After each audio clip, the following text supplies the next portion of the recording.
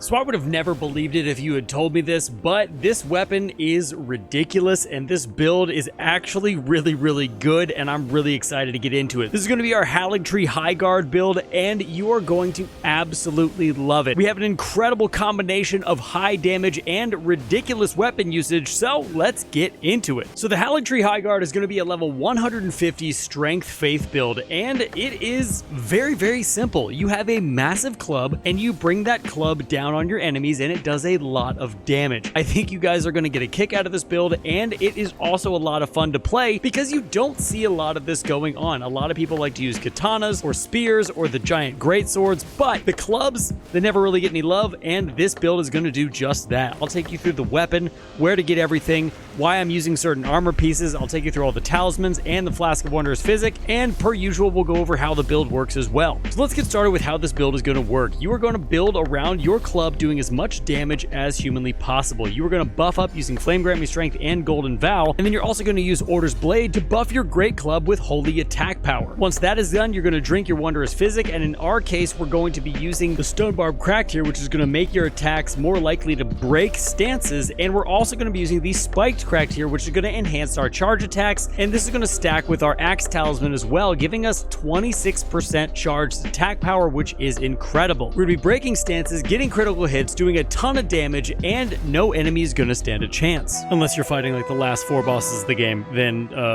you're totally screwed. But holy damage doesn't suck, so we're going to concentrate on that and strength, and it's going to be great. Now looking at the Great Club, this weapon is actually really good now. It used to be absolutely horrific, but in patch 1.09, it came out and gave this weapon Golden Land, and because of that, you are going to add holy damage to this weapon, which is actually going to make it a lot better. We have a physical damage of 368 plus 399 and a holy damage of 110 plus 22. This is before buffs, and this is only at level 24 because I'm out of stones. You know how it is. There are no requirements to wield this weapon other than 35 strength, so this is a unga bunga weapon, a giant meathead weapon, and I absolutely love it. The attribute scaling is going to be strength B and faith D, so you got a little bit of faith in there, but overall you're going to get a lot of strength, making this a very physical, hard-hitting weapon. You can attain this weapon from the Stone Digger Troll at the end of the Old Altus Tunnel dungeon located right here on the map, and I highly recommend you do because obviously you can't have this build without it, and it's an incredibly fun weapon to use. And just in case you're wondering, the AR of this weapon before buffs is 830, and after all is said and done with our buffs, the AR goes up to 1288. I tried to go with a paladin feel. Obviously any holy damage build I do, I want to make it look like a paladin, so I switched things around a little bit, and I think I finally got a look that I'm really pleased with. We are using the Haligtree Knight Helm,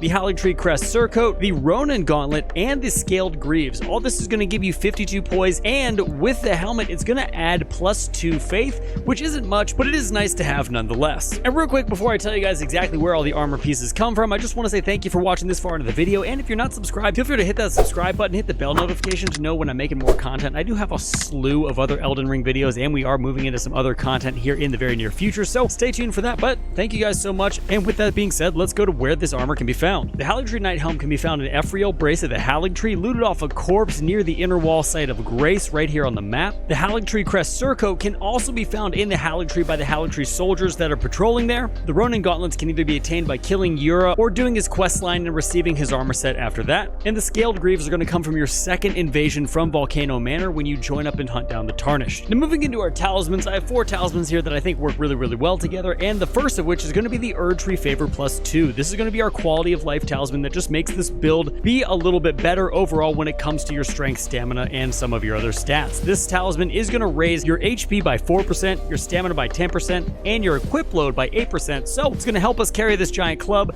and it's also going to give us some health and stamina, which is really nice. Moving on to talisman number 2, I'm using the Warrior Jar Shard, which gives 10% attack power to your skills, but you need to be using the Shard of Alexander if you have it. The only reason I'm not using it is because I don't have it on this particular character, but this Warrior Jar Shard is going to give you 10% attack power of your skills nonetheless, and you get it by killing Alexander early rather than doing his entire quest line to get the Shard of Alexander. Moving on to talisman number 3, we're going to be using the Axe Talisman, and this is going to enhance our charge attacks, giving us a 10% bonus to our charge attacks. This is going to stack with the Spike Cracked here, like I said before, giving us a 26% damage to our charge attacks, which is our heavy charged R2s, making us hit incredibly hard. And finally, in slot number 4, we're going to be using the Sacred Scorpion Charm, which is going to raise the holy attack but lower damage negation, incantation. It's going to raise our holy attack by 12%, but we are going to take 10% more damage with this talisman equipped, so just be cognizant of that. And finally, I'm going to go over all the incantations we're using in this build. There aren't a ton, but all these are necessary and they help out a lot. The first of which is going to be Flame Grant Me Strength, and this is going to be one of your major buff spells. It's going to increase your physical damage by 20%, and it's also going to increase your stamina recovery speed. It's going to last for 30 seconds, and it's also going to give you 20% fire damage, but